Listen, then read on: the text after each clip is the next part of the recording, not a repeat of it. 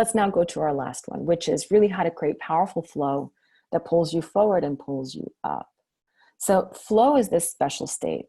It's way beyond productivity, right? It's not just about getting a lot of stuff done and feeling good about it. It's really this kind of energized immersion and activity where effort and time become lost in favor of fulfillment, right? So we talk about this as being in the zone.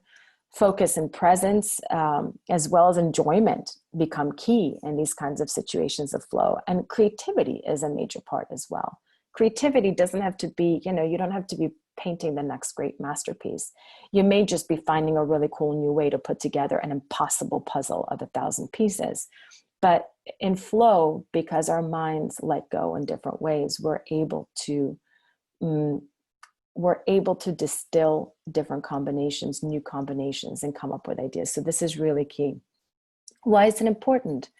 Flow reconnects us with the beauty and the joy in life. And even if you're someone who, that you believe doesn't really need these things, we all do, right? We all respond to something that looks pleasant, something that looks calming, something that is beautiful, right? And that can be a closet that's been reorganized. It can be a plant. It can be something you yourself created. It can be a sunset. But when we get into a flow, we reconnect with this. And this is where the meaning in life comes up again, right? That simplicity, the beauty of those everyday moments.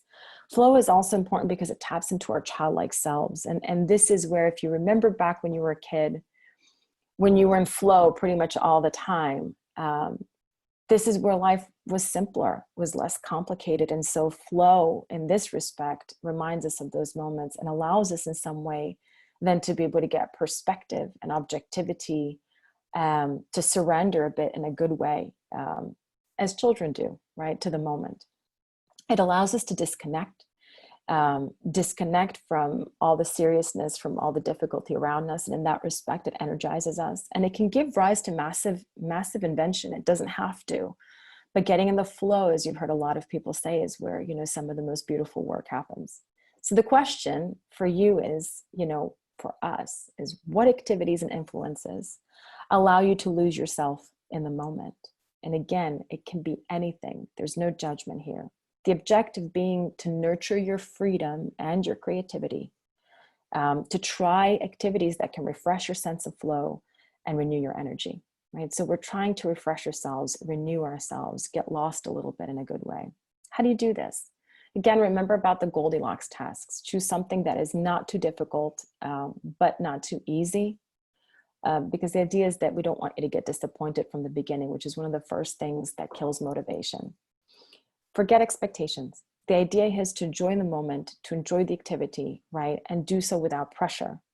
That means be willing and open to try new things. Also be willing to, bring back some old things that maybe were interesting for you before, like we talked about in our sessions on joy and fun. But give things a chance.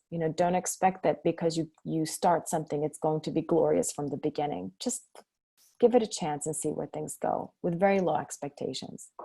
Also give yourself time without interruptions. Flow requires time. It's not something you do in 5 minutes, right? And so look for ways. I'm a real big advocate these days of put away your phone, right? Put away your screens.